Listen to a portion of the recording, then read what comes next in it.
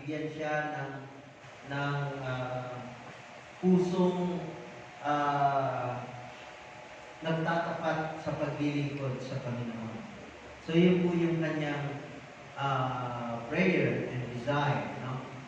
Especially sa panahon natin ngayon ay talagang medyo dumadaan pa ng pagsubok ang bawat hindi lamang Kristiyano kundi ang bawat mamamayan. Hindi lamang sa bansa natin but all over the world, no? So yun po yung ating ngayon. So paano ito?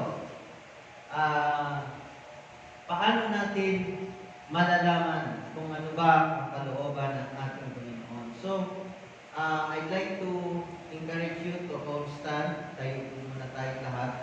And tayo po ay manalangin, hilingin natin ang pagsama o patnubay ng Diyos sa pag-aaral natin sa Kanyang salita sa umaga nito. Let's pray. Hallelujah. Gracious and loving Father, we thank you for this wonderful day. Thank you for another year na inalaw mo na kami ay magkakasama-sama sa taong 2021. And we thank you for the provision. Everything that we have, we know that this is from you, God. Sa umagang ito, help us to understand your word and allow us, Lord, na makita namin, ma-refresh kami, maunawaan namin kung ano po yung iyo po mga kalooban para po sa aming mga buhay. Allow your Holy Spirit to teach us and also your word to encourage us, Lord God. Minister us, O God, sa mga panahon ito. We need you more, O God. We need the wisdom and knowledge from you, Lord God. And this morning, Lord God, help your people, help us also, your servant, Lord, na may deliver ko ang mga salita at kalooban para sa lahat na naririto, Panginoon. Salamat po. At ito po ang aming dalangin sa pangalan ng Jesus. Amen. Amen. Palakpakan natin ang Diyos. Tayo. Okay.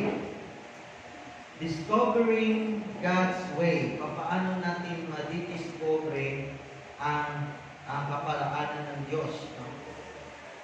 So, sabi ko ay God was shown, no? Pinapakita ng ating Panginoon, no?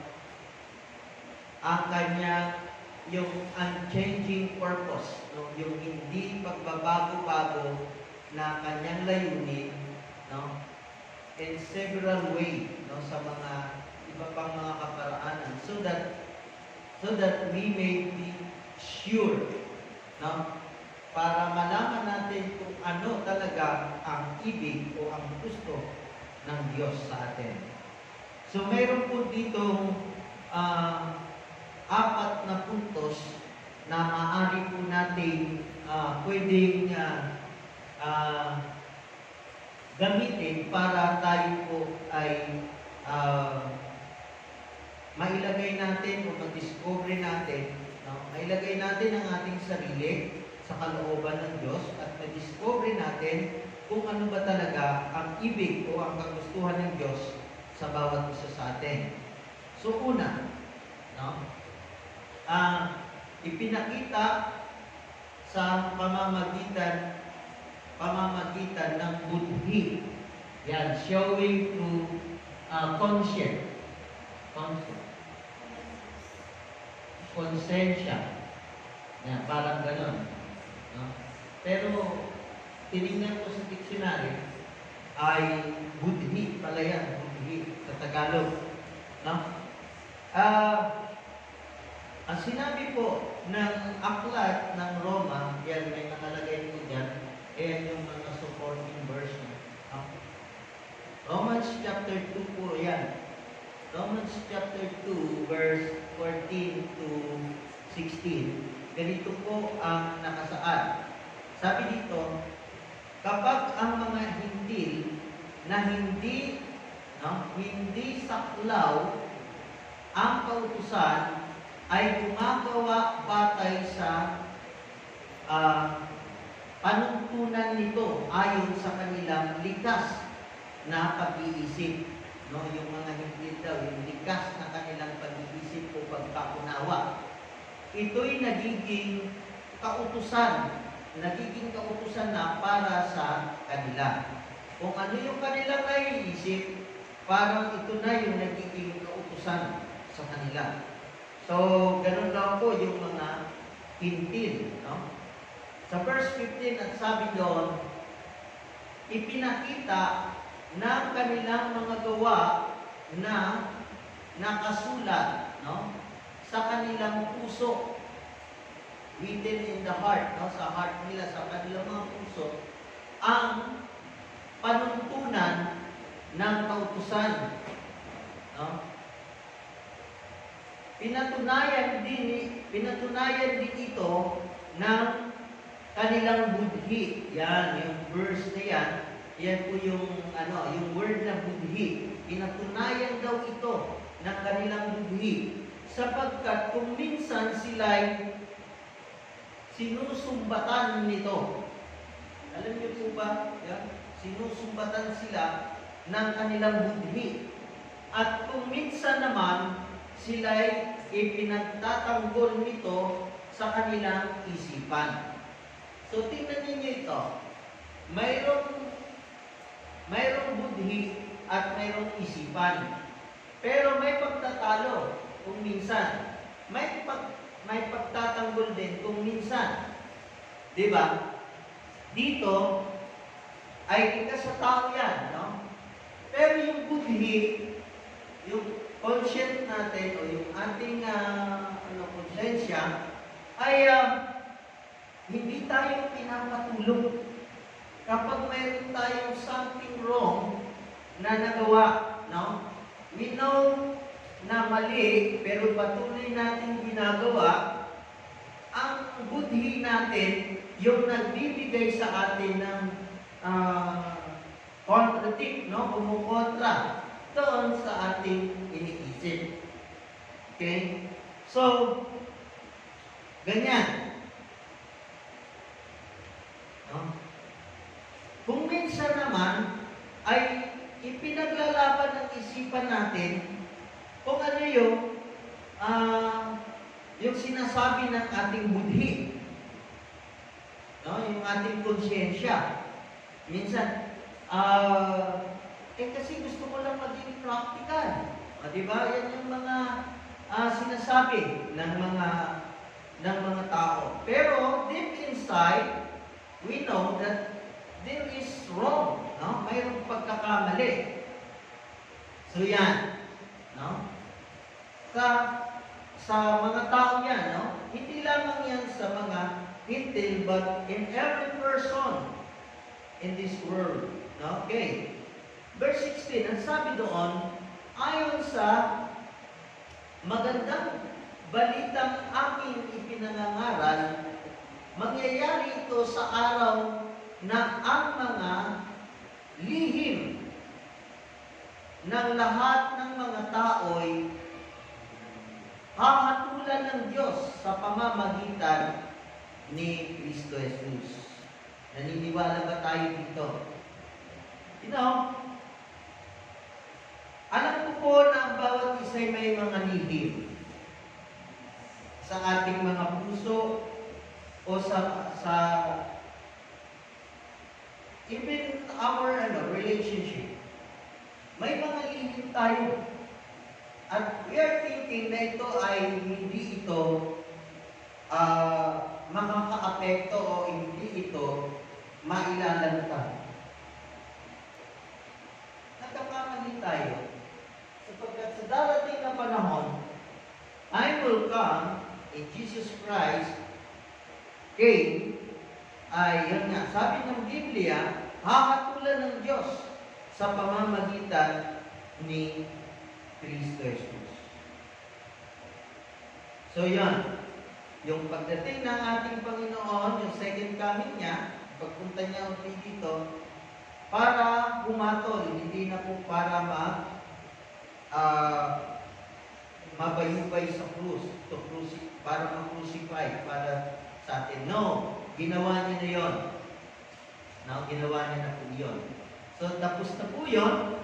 The best we can do ay gawin natin kung ano po yung, tuklasin natin kung ano po yung God's way, yung kalooban ng ating Panginoon. So, next ay ito. Sa Hebreo, chapter okay.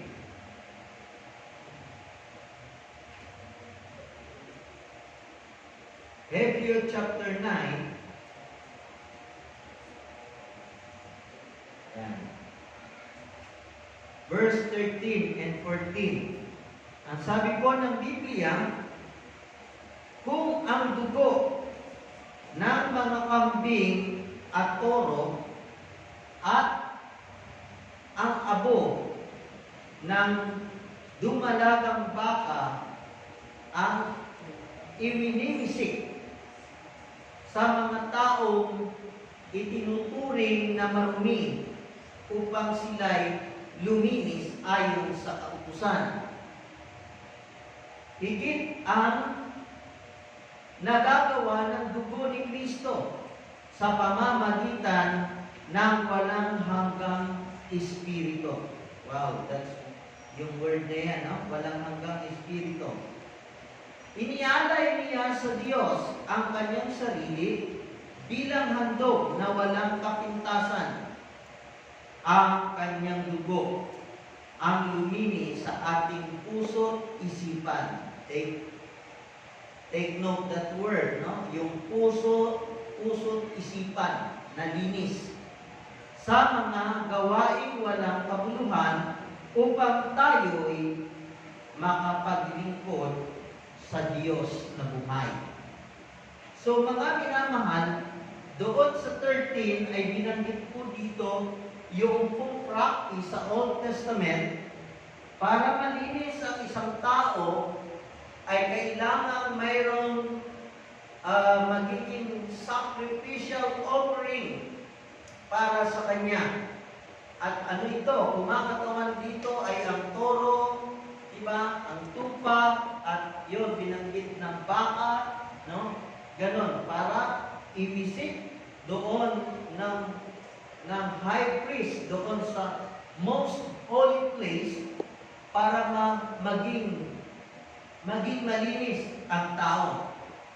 Pero, natuklasan natin dito, natutunan natin, nakunawaan natin na higit ang nagagawa ng dugo ni Kristo, ang dugo ng ating Panginoon. Higit daw ito kaysa doon sa mga sacrificial na mga lamb, tupa, or whatsoever na mga animals, no? Pero dito, ang sabi dito, sa pamamagitan ng walang hanggang Espiritu. Wow! Yan po yun. Higit daw ang nagagawa ng dugo ni Kristo sa pamamagitan ng walang hanggang Espiritu. Yan. Inialay ng Diyos, inialay niya ang kanyang sarili bilang handog na walang kapintasan. He offered His life, no? He-offer niya ang kanyang sarili bilang hakim. Kaya nga sa panalangin ko kanina, wala tayong pwedeng maihain sa Diyos ng higit pa sa ating buhay. No? May naisip na ba kayo na mayroon kayong maihain sa harapan ng Diyos na higit pa sa buhay mo? Gawin natin yon kung mayroon.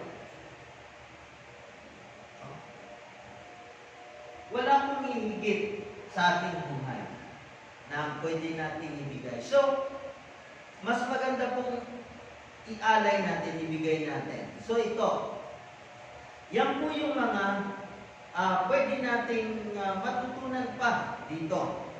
And then, puntahan natin yung chapter 10, verse 19. Okay?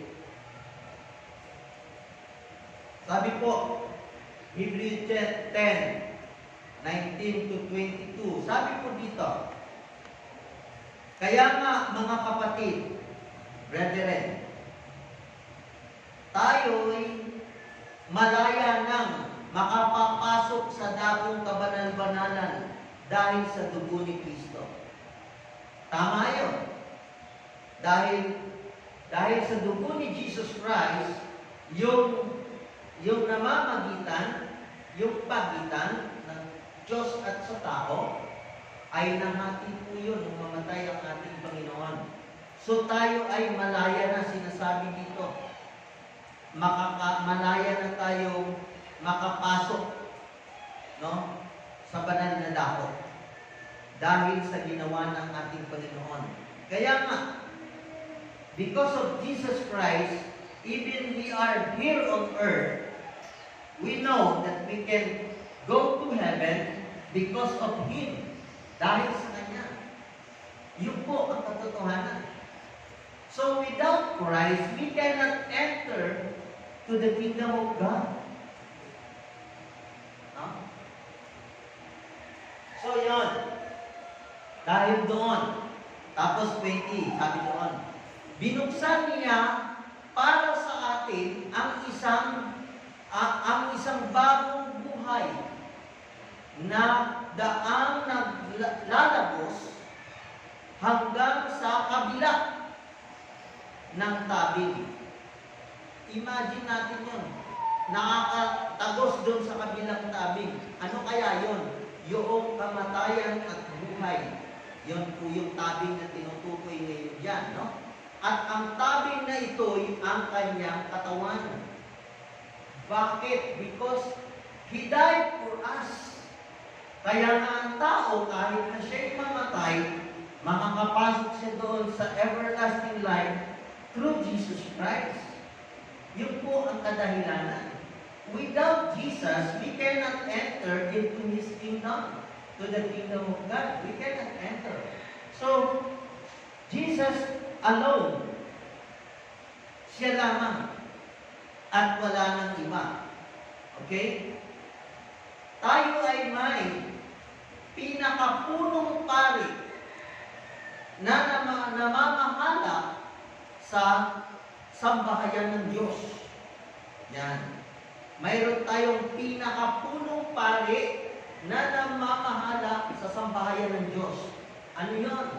Si Jesus Christ. Because He is the head of the church. Okay, naalala ko lang, nung una, mayroon pong nag-renew ng kanilang vows. No? Umabot na po sila ng 50 years ng pagsasama. So, na-challenge po ako doon at maging challenge ko rin po yung buong pamilya nila. I know it's not easy na umabot ka ng 50 years na nagsasama ang lalaki at babae. Hindi po ganun kadali yun. Mahirap po yun. At hindi lamang mahirap, napakahirap without the power of God sa kanila. No? Imagine mo, pagsamahin mo yung may kaisipan at yung isa pang may kaisipan, pagsasamahin mo sa isang bubong, may pagkakataon talaga dyan na magsasalungatan yan. Pero thank God, no? Sa hiwaga at kapangyarihan ng Diyos at nabubuklit sila. Yun ang, at nakunang nabigyan ako ng pagkakataon, and then I prayed for all of them, and then I shared the good news of Jesus Christ in me. He is the way, the truth, and the life. No one comes to the Father except through Him. Then I prayed. But I encourage them na matid sila dito, pero hindi ko sila pinipilit. Pinapakilala ko sa kanila na ang iglesia ito, si Jesus ang head. I'm not a head of this temple or this church. Jesus is the head. No? Encourage ko sila na umatin sila para lumago ang kanilang pananampalataya if they want. Kasi may ano naman di ba? May kalayaan naman ang tao. So yun po yung aking yun po yung aking binahagi sa kanila. And then they are blessed, sabi nila. Okay? Anyway, tuloy tayo, no? So 21, tayo ay may isang, okay, nabasa ko na yun, punong pari. Si Jesus Christ po yun, no? Okay. And then 22, sabi doon, kaya lumapit tayo sa Diyos na may pusong tapat at may matibay na pananampalataya sa Kanya. Okay, ano daw? Lumapit. Saan? Sa Diyos. Ano ang kailangan? Yung puso mo ay tapat. No? Pusong tapat. Ano pa? Maliban sa tapat, matibay. No, yan, matibay. Na pananampalataya sa Kanya. Alam niyo po, yung puso, minsan hindi tapat. Nagsasalawahan. Oo, mayroon ganyan. No? And nararanasan ng tao yan. At hindi lang sa ating panahon, even yung mga nauna sa atin, na mga manuggan, no? Yung mga tao ginamit ng Panginoon, they are thinking na they are faithful, pero minsan nagsasalawahan. Why? Bakit kaya ganon? Hindi kasi, yun, kaya nire-require dito yung matibay na pananampalataya sa Diyos. Paano titibay ang iyong pananampalataya sa Diyos kung ikaw ay hindi napupunan ng mga sangkap na magpapatibay sa iyong pananampalataya sa Diyos? Panalangin, hindi nagagawa. Pagbabasa ng Biblia, hindi nagagawa.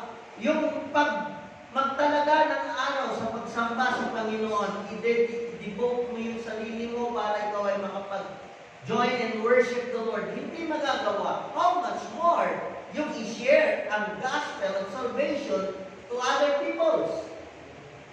Di ba? Ganun po. Kailangan po ay matibay na pananampalataya sa Kanya. Ito nga, yung sa Kanya, sinabi dito sa Kanya. Yung iba nga, hindi nga sa Diyos nananampalataya sa iba. Hindi pa sa Diyos. Diba? Lumapit tayo, may malinis na budhi. Ito na naman. Malinis daw yung budhi sapagkat nilinis na ang ating mga puso at hinugasan ng dalisay na tubig ang ating mga katawan. Di ba? Yung malinis, no? Yung budhi, no? Yan, kailangan maging malinis. Kasi kung mayroon kang nagawang pagkakamali, ano yan? Naglagi yan nandiyan sa likod ng isip mo. Sa likod ng iyong isipan, ng iyong budhi. Hindi ka hindi ka makatulog. Minsan, pag may naano ng tao, hindi mo matitigan sa mata. Yan, kasi hindi malinis yung budhi mo sa Kanya. Yan. No? Tapos, ano pa yun? Budhi. Tapos, yung puso. Yan, pusong dapat ay malinis kasi hinugasan na daw tayo ng dalisay na tubig. Ano yung dalisay na tubig? Si Jesus din po yun. He is the living water. No? Siya po yung buhay na tubig. Ang Panginoon po yan. Ang daming nire-represent ng ating Panginoon. Yan. Tayo daw po ay nilinis na. So dapat, i-claim po natin ito. Ang pinim, tanggapin. Yan. Yan po yung unang puntos na dapat natin maunawaan at madala. Ito yung ating unang na-discover. No? Pinakita paano ano natin yung ating may malinis tayo na buti. Ikalawa, okay? Ang ikalawa ay shown through God's law. No, yung ipakita ang through God's law, no, yung batas ng ating Panginoon. Mayroon itong patibay na mababasa sa Lumang Tipan. Doon tayo babase muna sapagkat hindi naman nauna ang new o doon muna tayo sa luma. Okay. Sa aklat ng Exodus, Kabanata 20, ito ay dapat laging tandaan din natin. Okay. Sabi po doon, 1 hanggang 17 po, ang sabi dito, ang lahat ng ito ay sinabi ng Diyos. Okay, so sinabi ng Diyos, wala ka nang pwede doon magagawa doon. Dahil sinabi yan ng Diyos, dapat mo na lang intindihin, tanggapin, no? Ipamuhay. Sinabi yan ng Diyos eh. Okay. Ikalawa, sabi niya, ako si Yahweh, o nagpakilala. Ako si Yahweh, ang Diyos, ang iyong Diyos, na naglabas sa iyo sa Egypto at nagpalaya sa iyo mula sa pagkaalipin. Okay, ito sa representing sa mga naunang tao, pero pwede din natin itong i-apply in our generation. Okay, dahil pinalaya naman tayo through Jesus Christ. Okay, ang sabi dito, 3, huwag kang sasamba sa ibang Diyos maliban sa akin. Alam natin yan. No? Ayaw ng Diyos kasi huwag. Ika-4, huwag kang gagawa ng imahin ng anumang nilalang na nasa langit, nasa lupa, o sa tubig upang sambahin. Yan. Di ba yung Christmas? May other worship tayo doon. Di ba? Ano yung mga wino-worship natin doon nung nakaraang Christmas? Di ba? Yung Christmas tree, yung gift, yung mga handa, di ba? Yung party-party, di ba? Yun yung ginagawa natin. Pero, images din po yun. No? Kasi, mas binigyan natin yun ng importansya than to our God, kaysa ating Diyos. Okay.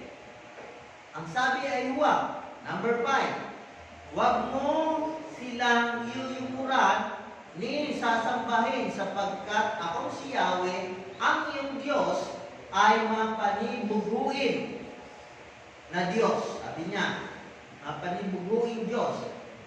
Ang kasalanan ng mga magulang ay sisingilin ko sa kanilang mga anak hanggang sa ika-3 at ika-4 na saling lahi. Wala kang magagawa dyan. Sisingilin ng Diyos yan. Kahit di mo kasalanan. Kasalanan ng lolo at lola mo. Kasalanan ng tatay at nanay mo.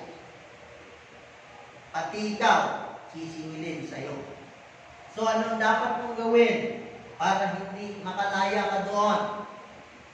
Ihingi mo ng tawad yun. Yung kasalanan ng mga ninuno mo, ihingi mo ng tawad sa Diyos yun. Para ikaw ay maputol yung curse, yung sumpa. Para sa iyo ay hindi na dumaloy. Yan, ihingi mo ng tawad yun. Kasalanan nila. Bagamat hindi ikaw nagkasala, sila nagkasala, para lang maputol for your own good, sa ikabubuti mo, ihingi mo ng tawad. Kaya nga need yung prayer sa iba eh. Ipinagpipray natin yung iba eh. Yan. Ano pa? Sabi doon sa verse 6, ngunit ipadarama ko ang aking pag-ibig sa libo-libong saling lahi. Ipapadama daw niya kanyang pag-ibig, no? Ng mga umiibig sa akin at tutupad sa aking mga kautusan. Promise yan ng Diyos. ipapadama niya sa mga umiibig sa Kanya, kahit na libong-libong saling lahi na. Kaya nga ang pag-ibig ng Diyos, hindi nagmamahal eh. Kanta natin yan eh, di ba? Pag-ibig ng Diyos ay di nagmamahal. Yun. Hindi nga. Hindi nagbabago-bago. No? Yun. Pero tayo, minsan nagbabago. Natatakpan ng kung ano-ano yung ating pag-ibig. Minsan na feelings, minsan material things. Yan. Okay? But God, hindi nagbabago. Sabi niya, huwag mong gagamitin sa walang kabuluhan ang pangalang Yahweh na iyong Diyos. Tiyak na parurusahan ko ang sino manggagamit nito ng walang kabuluhan. Mark that word. Tandaan mo yan. Okay? Also, yung iba, madulas lang. Diyos mo! Nagulat ka. Jesus, Maria, y Jose. Yung mga ganyan, di ba? Maliho yun. Oh. Okay lang si Maria at saka si Jose. Eh, hindi naman sila Diyos. Eh, ginamit mo si Jesus. Diyos yun eh. Huwag mong gagamitin, sabi sa Bible, ang pangalan ng Diyos. Okay? So, yan. Ano pa? Okay, dito na tayo. Sabi ito, subalit, ang ikapitong araw, eto, mahalaga to. May nilaktuan ba ako? Okay. Okay, number 9 pa pala muna, no? Number 9. 6 na araw kang magtatrabaho, yan, malinaw mo yan. 6 na araw kang magtatrabaho at tapusin mo ang dapat gawin. Kung magagawa mo yung sa 6 na araw, gawin mo na. Huwag mo na ipagpabukas. Okay, kasi baka hindi na dumating yung bukas sa iyo eh. Kung magagawa mo ngayon, do it now. Okay? Eto na. Ito. Subalit, ang ikapitong araw ay para kay Yahweh na iyong Diyos. Yan. Ikapitong araw para kay Yahweh. Ito ay araw ng pamamahinga. Sa araw na ito, huwag magtatrabaho ang sino man sa inyo. Kayo ang inyong mga anak, mga aliping lalaki o babae, ang inyong mga alagang hayop, ni ang mga dayuhang nakikipamayanan sa inyo. Yan. Yung ikapitong araw. Okay? Ano yan? Kasi dito, nagkaroon kasi ng problema. Kasi mayroong Roman calendar at Jewish calendar. Dito tayo naapektuhan. Dahil ditong mga pagan na ito, yung mga Romano, ay nag-create sila ng pagbabago. So meaning, not God-made, but man-made. Gawa ng tao, hindi gawa ng Diyos. So yan, nagkakaroon tayo ng problema ngayon dyan. But thank God, through Jesus Christ, sa pamamagitan ni Yesu Cristo, hindi nakalusot. Di ba? Kala nila, nakalusot sila eh. Buti na lang, mas mataas ang isip ng Diyos kaysa tao. Kaya tayo nag-worship sa Diyos ng Sunday, eto na yung first day of the month. Dahil si Jesus Christ, He risen from the dead ng linggo. Yung first day of the month. So, ibig sabihin, nagkaroon dito ng pagbabago. Binago ng tao, pero binalik ng Diyos sa tama. Okay? Yun. Sa Old Testament, pinapangilin ng mga tao ang araw ng Sabat. Yung Sabado. Dahil, yun ang nakasaad sa Biblia, sa kasulatan. Yun po. actually, hindi naman yun para sa Diyos, kundi para sa ating kabutihan. For our own good yun po. Okay? So, ayan po, malinaw po yan, na dapat maglaan tayo ng araw para sa Diyos. Mahirap pang gawin yun. Napaka-giver nga ng God eh. God gave us 6 days. And then, sa Kanya, 1 day lang. Tapos, aagawin pa natin yun sa Kanya. Kaya hindi tayo umuunlad at hindi tayo lumalago. Why? Kasi yung para sa Diyos, pinuha pa natin para na rin sa atin. Ganun po tayong tao. May pag-uugali ng tao. Ang tao, sometimes, we are greedy. No?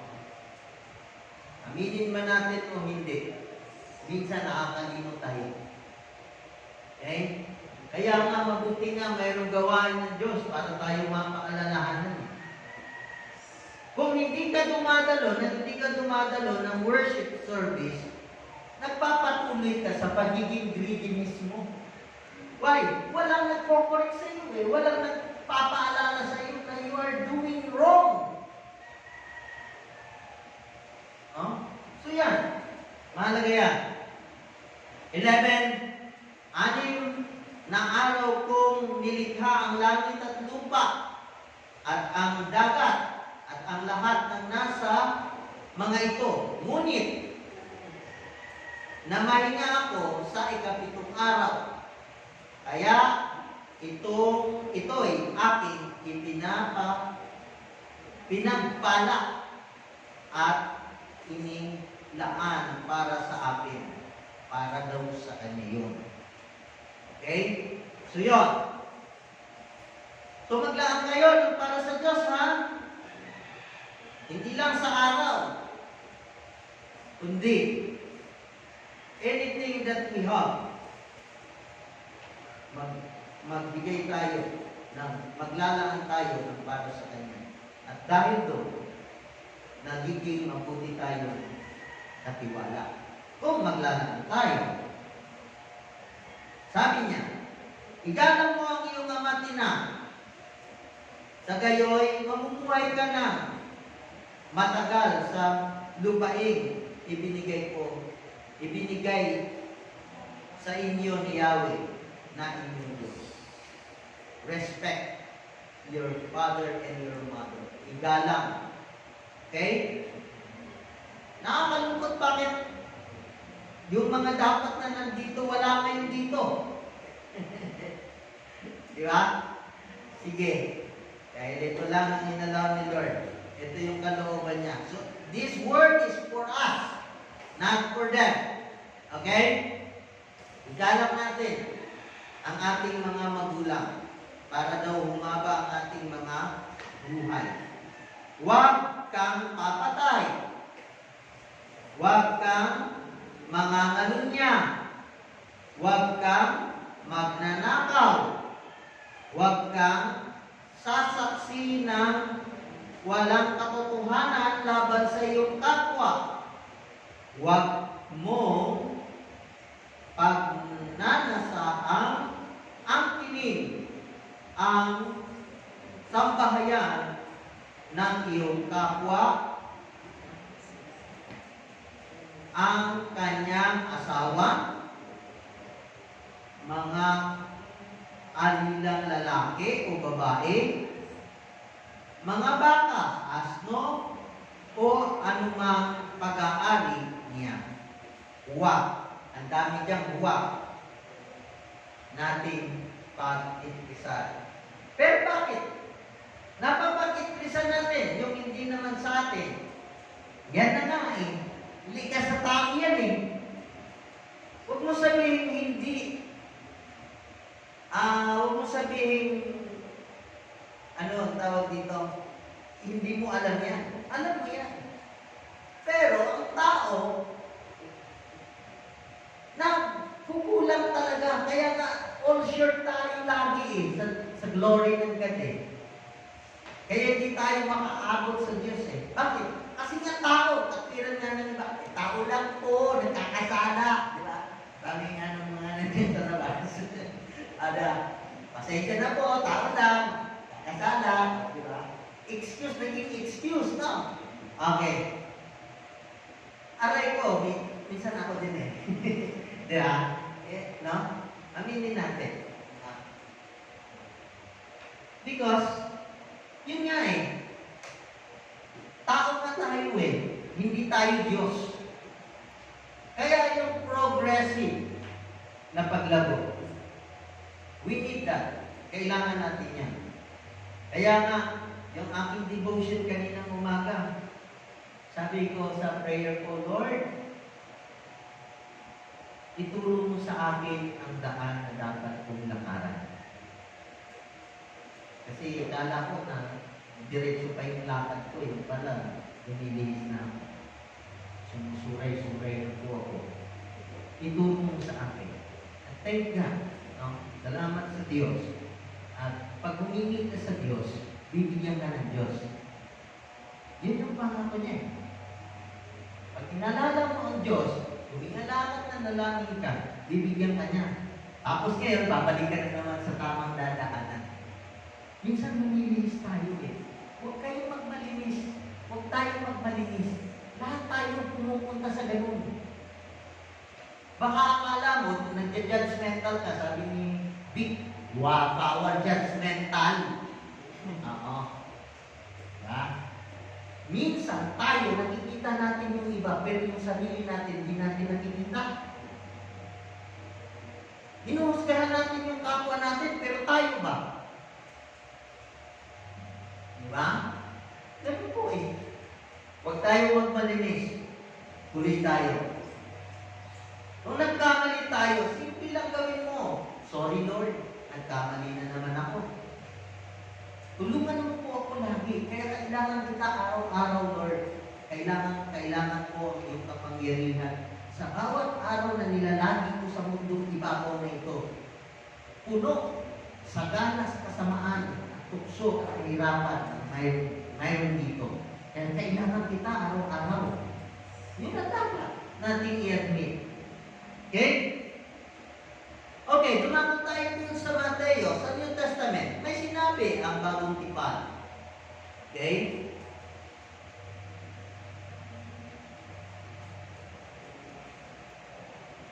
Okay. Matthew chapter 5, 17 to 20. Okay, ito yung sinabi niya. Huwag ninyong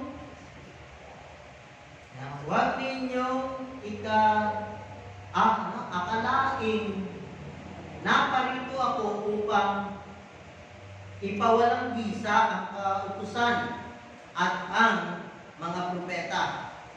Naparito ako hindi upang ipawalang bisa ang mga iyon, kundi upang tuparin. Pumunta daw ang Panginoong Jesucristo para yung mga kautusan at ang mga sinabi ng mga propeta ay tuparin. Tugdin ang ating Panginoon. Huwag nating kalimutan. Iyon. Tapos sa 18 sabi niya, tandaan ninyo, tandaan natin. Sabi niya, maglalaho ang langit at lupa, ngunit ni isang tuldok o kudlit man ng kautusan ay di mawawalan ng bisa hanggat hindi natutupad ang lahat. Grabe yung word na yun. No? Pinagdidiinan. Tandaan ninyo. Tandaan daw natin. Alin man doon sa salita ng Diyos ay hindi daw yun mawawalang kabuluhan. No? Ang kautusan na yan. So, matutupad yan. Tutuparin ng Panginoon yan. 19. Kaya sino mang magpawalang bisa sa kaliit-liitang bahagi nito at magturo ng gayon sa mga tao ay magiging pinaka mababa sa kaharian ng langit. Ang hindi, no? Yung mga tagapagturo. Pag nagkamali ng turo, siya na yung pinaka mababa, no? Sa kaharian ng langit. Ngunit, ang sumusunod sa kautusan at nagtuturo sa mga tao na tuparin iyon ay magiging dakila sa kaharian ng langit. Kaya nga, we are going to heaven. That's why, kung pupunta tayo ng langit, kailangan natin ng Diyos lagi. At kabutihan ng Diyos, ang Holy Spirit na sa ating puso. Pwede natin usapin ito. Kaya, when we are praying, go to your heart. Holy Spirit, help me.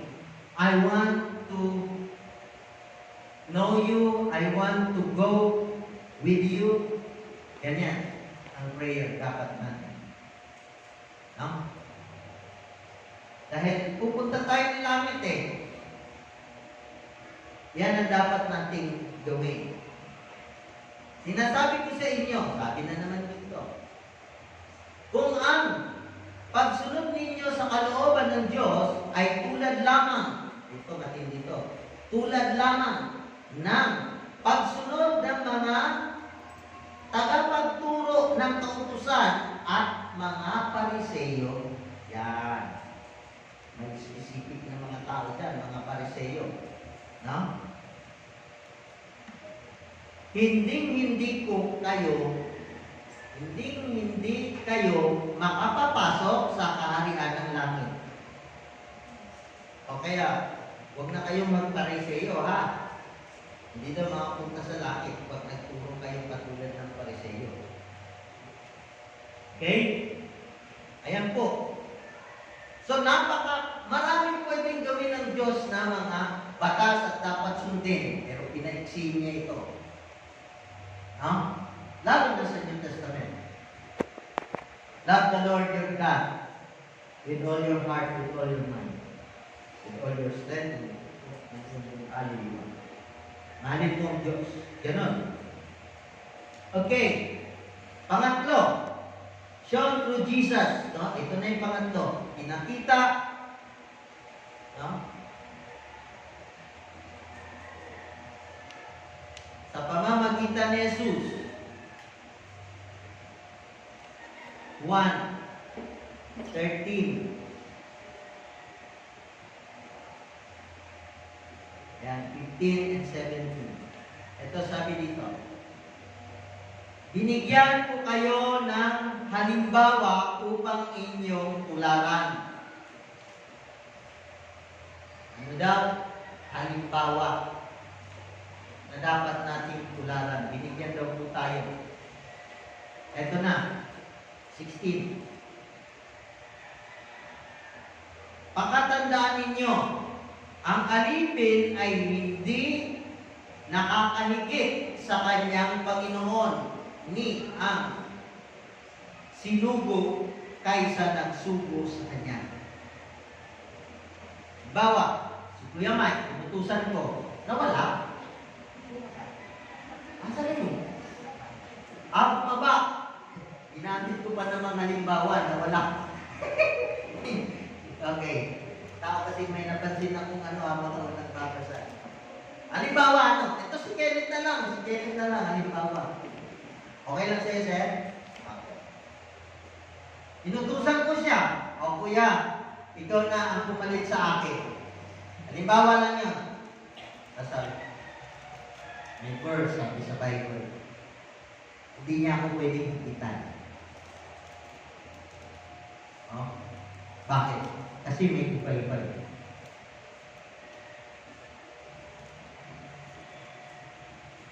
Ako na nagsugo sa kanya, hindi niya ako pwedeng higitan. Pinanhahawakan ko yan. Ganon din. Si Jesus Christ, hindi niya pwedeng higitan ang God the Father. Diba? Kasi sinugo siya. din yan si Ate Beth. Halimbawa, kaya kita. Hindi ka pwedeng humigit sa boss mo. Empleyado ka lang eh.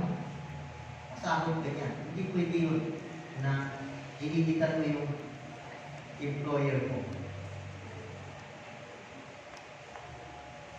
Yun. Natatanda natin. Hala, napasarap ako ah. Wait, tatapusin na natin to. Kaya pala nawala si Kuya Mike eh. Lumagpas na ako sa oras. Okay. Sorry for that. No? Okay.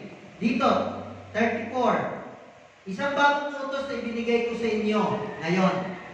Mag-ibigan kayo kung paano ko kayong iniibig. Gayon din naman, mag-ibigan kayo. Utos yan ha. Kung kayo'y mag-iibigan, makikilala ng lahat na kayo'y mga alagad ko. Yan, sabi ko sa mga. Okay, yan yung halimbawa. Last, show through the Bible. Pinakita mula sa Biblia. Okay, Bible. Dito yung 15. Roma 15. Verse 15. Sabi doon sa verse chapter 15 verse 4. Naisulat noon ay naisulat pa rin sa ating ikatututo upang sa pamamagitan ng pagtitiis at pagpapalakasan ng loob mula sa kasulatan magkaroon tayo ng pag-asa. Yan. Because we have the Bible, Word of God, written from the Holy Scripture. 2 Peter. Ito na. Pressured na tayo dito kasi overtime na tayo. 2 Peter 3, 1 and 2. Sabi po, mga minamahal, ito ang ikalawang sulat ko sa inyo. Sa dalawang sulat na ito ay sinisikap kong gisingin ang malinis ninyong isipan sa pamamagitan ng pagpapaalala ng ilang mga bagay. Yan. Thus, sabi doon, alalahanin ninyo ang mga sinabi noon ng mga banal na propeta at ang utos na ibinigay sa inyo ng Panginoon at tagapagligtas sa pamamagitan ng mga apostol na isinugo sa inyo. Yan, no? So, pinagpala yan ang salita ng Panginoon. Yan yung apat na mga dapat nating madiscover. Pero ang ilan dito ay napag-aralan na at ito ay reminders sa ating lahat. No? God has promised to help us keep His way, keep to His way. No? Napaalalahanan tayo ng Diyos sa Kanyang mga pangako. No? If we trust our own ability, no, kung nagtitiwala tayo sa sarili nating kakayahan, katalinuhan, kalakasan, we will fail. Tayo po ay mahuhulog. No? Sasablay, missing the point, yan. But if we draw on His power, at tayo ay pumunta sa Kanya at sa Kanyang magtiwala sa Kanyang kapangyarihan, aasahan natin na tayo ay magtatagumpay. Hallelujah! Salamat sa iyong mga salita, banal at makapangyarihang Diyos. Dinadalangin ko ng mga salitang ito ay manatili sa puso at isip ng bawat isang naririto. Dalangin ko na ito'y masetyuhan at kapangyarihan mo, pang ito'y hindi mawala at ito'y hindi makalimutan, bagkus ito'y palaging maalala upang ito ay maging kalakasan at magbibigay sa amin ng katatagan sa aming pananampalataya. Salamat sa araw na ito at sa iyong salita at sa iyong presensya. This we pray in Jesus' name. Amen at amen. Hallelujah.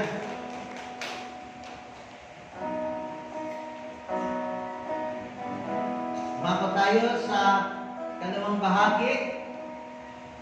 At kumanina, ako po ay nag-overtime. Sorry po. Sana mapatawad ninyo ako dyan.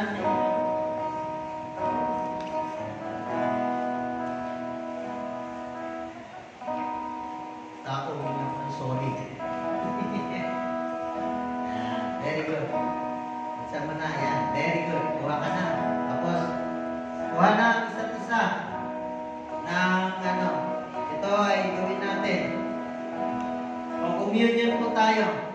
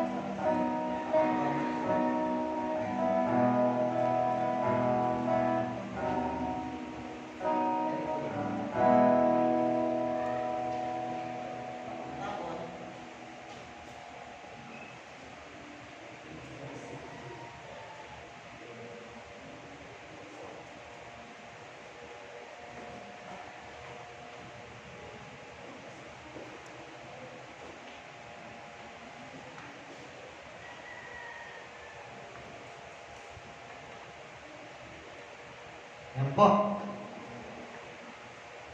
Ito po ay kailangan natin gawin sapagkat ito ang kalooban ng Diyos. At ito ay utos din ng Diyos na kailangan alalahanin at gawin natin hanggang hindi pa dumarating ng Panginoon. So may katotohanan ba ito? Meron po. Sinabi po ng Unang Korinto, Kabanata 11, Talata 23. Ang nakasulat ay ganito: ito ang katuruang tinanggap ko sa Panginoon at ibinibigay ko naman sa inyo. Noong gabi siya'y ipinagkanulo, ang Panginoong Hesus ay lumampot ng tinapay, nagpasalamat at pinagpira-pira sa iyon at sinabi, ito ang aking katawan na inihahandog para sa inyo. Gawin ninyo ito bilang pag-alaala sa akin. Matapos maghapunan, dumampot din siya ng kopa at sinabi, ang kopang ito ang bagong tipan ng Diyos na pinagtitibay ng aming dugo. Tuwing iinumin ninyo ito, gawin ninyo bilang pag-alaala sa akin. Sapagkat tuwing kakain kayo ng tinapay at iinom Sa kopang ito, ipinapahayag ninyo ang kamatayan ng Panginoon hanggang sa kanyang muling pagparito. Hawak natin ang dalawang elemento na nagpapatunay o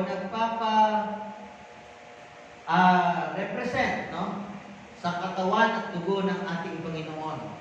Wala tayong iba pang gustong sabihin dito, kundi gawin lang natin ito sapagkat ito ay utos ng ating Panginoon. Ngayon, sa oras na ito, banal na Diyos, dalangin ko na pagpalain mo ang dalawang elementong ito upang ito'y magbigay kalakasan sa aming spiritual na buhay. Ginagawa namin ito sapagkat ito ang ibig mo para sa amin. Sabay-sabay nating kanin ang tinapay.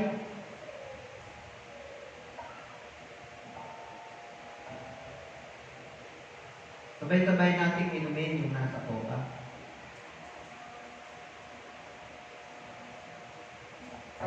Pasalamatan natin ang Diyos.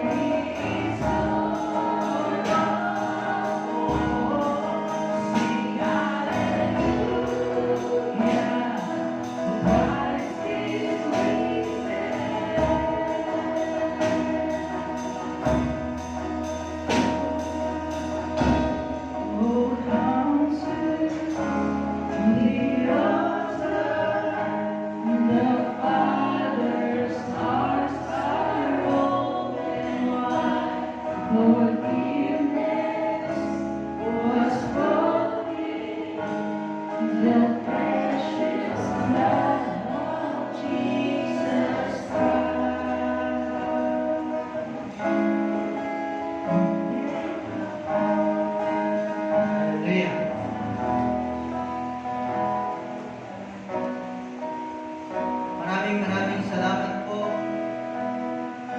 aming Ama, Diyos na makapangyarihan sa lahat. Salamat sa pagkakaloob mo sa amin ng bugtong mong anak na si Jesus. Dahil sa Kanya, kami ay may katiyakan, may katagumpayan sa aming mga buhay. Thank you, Father. Thank you, Lord Jesus. Thank you, Holy Spirit. This we pray in Jesus' name. Amen.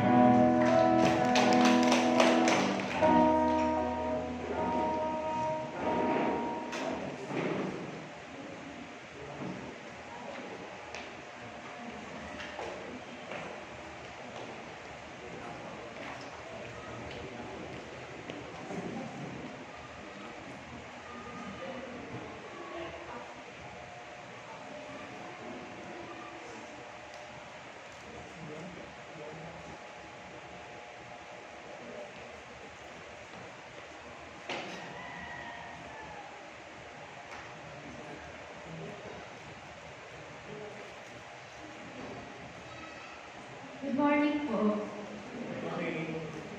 Makibukas po kayo sa akin sa Lucas. Lucas 12:13 hanggang 21. Sinabi kay Jesus na isa sa mga naroroon,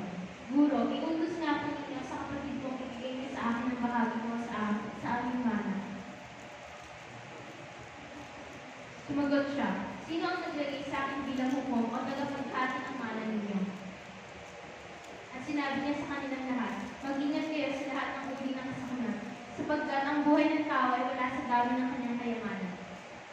Pagkatapos, isinalaysay ni Jesus ang isang talinghaga, isang mayaman ang umani ng sagana sa kanyang bubili.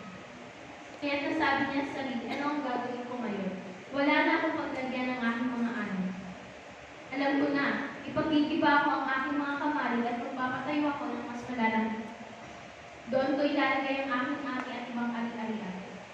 Pagkatapos, ay sasabihin ko sa aking sarili, marami ka nang naipon para sa mahabang panahon. Kaya't magpahinga ka na lamang, kumain, uminom at magpasarap sa buhay. Ganyan ang sasakitin ng sino mang nag-iipon ng kayamanan para sa sarili, ngunit dukha naman sa paningin ng Diyos. Yan po, makikita po natin sa verse na yan na yung may isang mayaman, naisip niya, sobrang yaman niya at yung kamalig niya, di ba, wala nang mapaglagyan yung ani niya. Kaya naisip niya na magpagawa pa po ng mas malaki pa. Yung susunod po dyan, Matthew po, yan, 16. Sapagkat ano ba ang mapapala ng isang tao, makamtan man niya ang buong daigdig, ngunit mapapahamak naman ang kanyang sarili. Ano ba ang mababayan ng isang tao para mabawi niya ang kanyang buhay? Kinuha po yung buhay ng tao yun, ng Lord. Nakita natin doon sa Matthew po, ay sa Lucas kanina, yung una po natin binasa, na yes, nakamtan niya, ang yaman-yaman niya, pero yung kaluluwa niya, nakita natin doon na, ano ba yung tingin sa kanya ng Lord? Isa siyang dukha. Pero dito sa lupa, ang yaman niya. Next po, Hebreo 11. Itinuring niyang hindi na mahalaga ang pagpipigay sa hirap dahil sa Mesayas kaysa ang mga kayamanan ng Egypto, sapagkat nakatuon ang kanyang paningin sa mga ganitong kalasinahan. Bilang isang Kristiyano po, wag na tayong mag-invest sa lupa dito. Kasi may magnanakaw dito, may pumapatay dito. Mag-invest tayo yung gantimpalang hanggang sa langit. Kasi makamtan man natin yung lahat dito, makuha man natin lahat ng gusto natin dito, maging mayaman man tayo.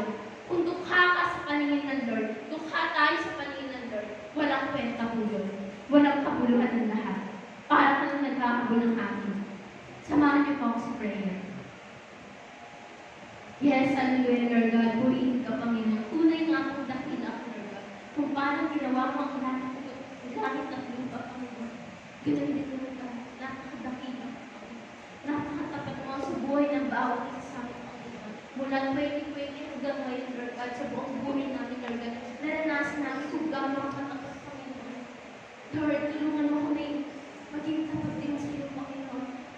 In this way, Lord God, sa pagbibigay namin, Lord God, sa kahit sa loob, Lord God, tulungan mo kami, Lord God, na maibigay, Lord God. Kasi alam namin hindi kami karapat-dapat, Lord God. Hindi kami kilala na magiging karapat-dapat. Ngayon tayo kay Kristo, Lord God, na namatay para sa amin, Lord God. Hindi mo na nakikita yung lahi ko na makasalanan. Kundi yung Lord, yung Jesus na namatay para sa amin, Panginoon. Lord, tulungan mo kami maging karapat.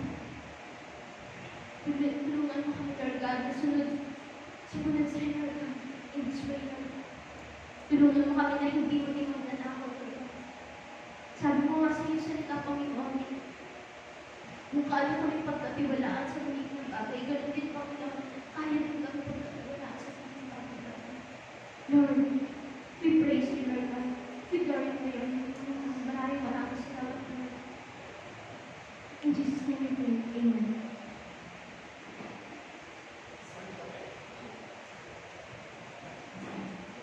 Okay po, tayo po'y magbigay.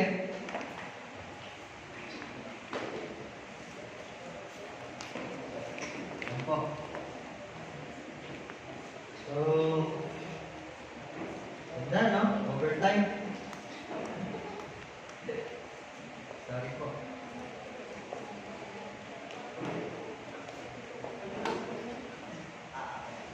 Salamat na. Okay, so, kung gusto nyo ng vitamins para sa buto, meron po doon. Pwede po kayong,